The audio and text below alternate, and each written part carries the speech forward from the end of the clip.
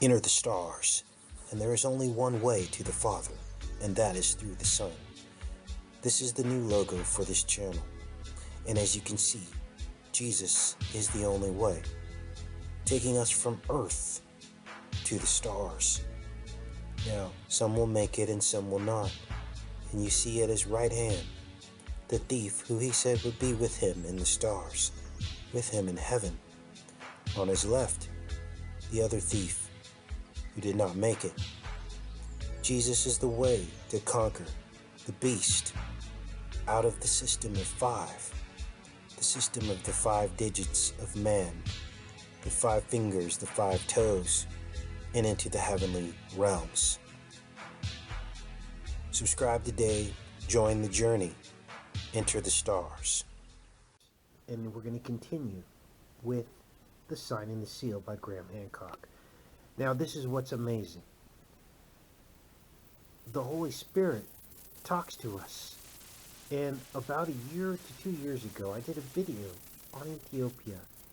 And I saw a tapestry of a battle between the Italians and the Ethiopians. And there seemed to be some kind of a picture of some kind of a device, an object, with energy coming out of it.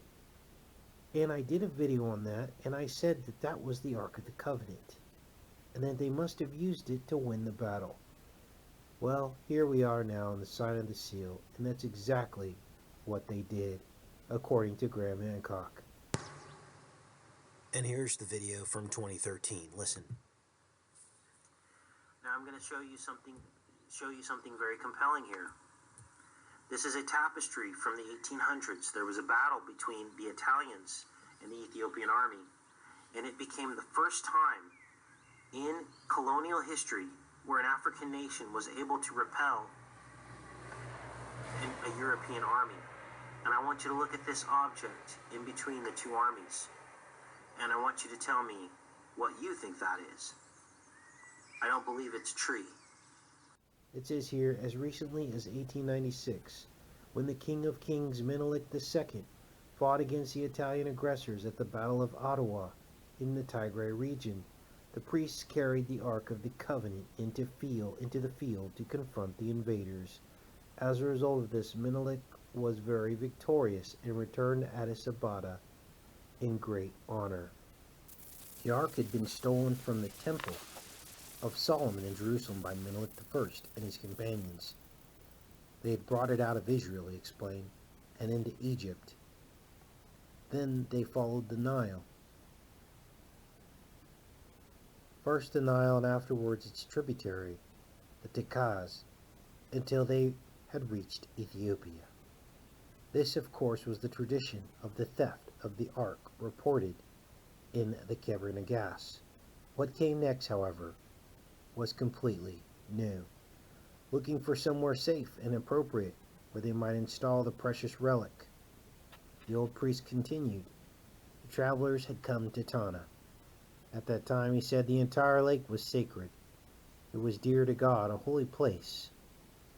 So they had come to Tana, to its eastern shore, and they had chosen this island, now called Kirkos, as the resting place for the Ark.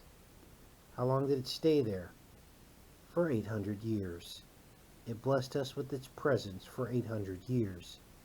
Was there a building? Was it put in some sort of a temple? There was no building. The Holy Ark was placed inside a tent, and it stayed within that tent here on Tana Kirkos for 800 years. We were Jews then. Afterward, when we became Christians, King Azana took the Ark to Aksum and placed it in the great church in that city. And you say the Ark was taken to Aksum 1,600 years ago? Yes. So if it is on Tana Kirkos for 800 years before that, then let's see, it must have arrived here something like 2,400 years ago. Is that right? Are you telling me it came here before? Are you telling me it came here about 400 years before the birth of Christ?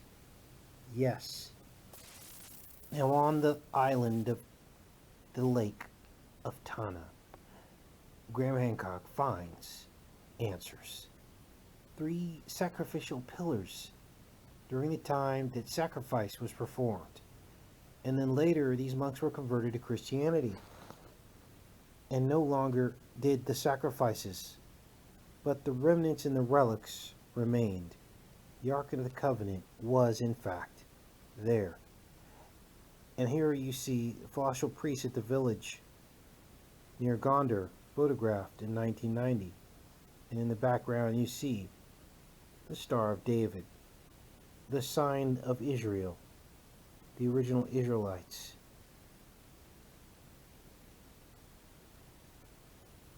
There are very strong remnants of Judaism in these ancient tribes.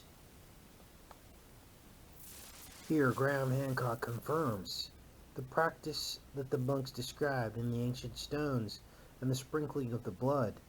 He confirms this in chapter 4 of Leviticus, where it says, "A priest shall dip his finger in the blood and sprinkle the blood 7 times before the Lord, before the veil of the sanctuary." Likewise in chapter 5, it says, "He shall sprinkle the blood of the sin offering upon the side of the altar, and the rest of the blood will be wrung out at the bottom of the altar." So, this confirms that the ancient practices on this island lake were indeed practices of ancient Judaism, the Israelites who carried the Ark of the Covenant.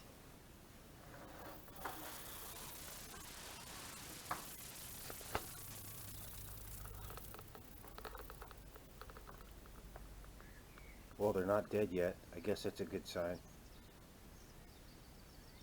They actually seem to be growing a bit.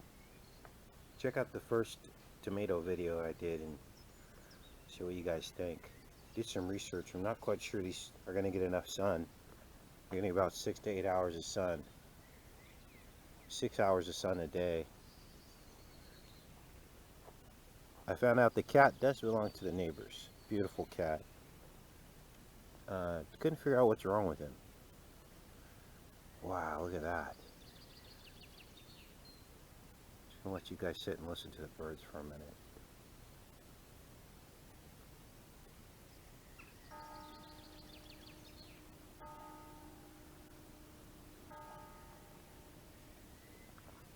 While I drink my coffee.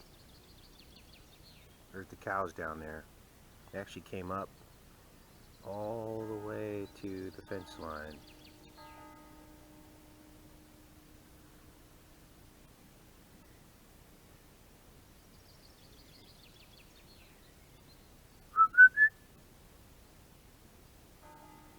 See if the birds talk to us.